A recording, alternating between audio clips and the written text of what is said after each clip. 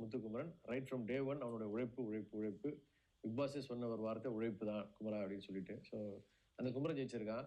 அந்த குமரன் ஜெயிச்சது வந்து வெறும் டைட்டில் மட்டும் கிடையாது, அவன் தமிழ்நாட்டையே ஜெயிச்சிருக்கான். சார் உங்க 2 பேருக்குள்ள பாண்ட் எப்படி செட் ஆச்சு? அது வந்து கனெக்ட் ஆனீங்க நிறைய விஷயங்கள்ல, நிறைய இடங்கள்ல வந்து நாங்க பேசுறதுல நிறைய கனெக்ட் ஆனோம். அவங்க குமரன்கிட்ட எனக்கு பிடிச்சது வந்து அவனுடைய பக்குவமான ஒரு இது, நல்ல ஒரு வளர்ப்பு அவனுக்கு, அவங்க அப்பா அம்மா.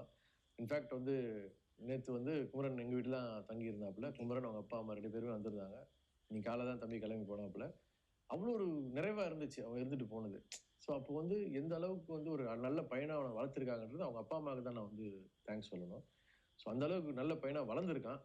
அதாவது வாழ்க்கை வந்து எப்படி பண்ணணும்னா, அப்பா அம்மா ஒரு ஸ்டேஜ் வரைக்கும் அவங்க சொல்லிக் கொடுக்குறது கேட்டு நம்ம வளரும். அந்த சின்ன வயசுல நம்ம சொல்லிக் கொடுப்போம், இது பண்ணாத, இது பண்ணாது, இது பண்ணாதுன்னு சொல்லி அதெல்லாம் அவன் தெளிவாக கேட்டு வளர்ந்துருக்கான்.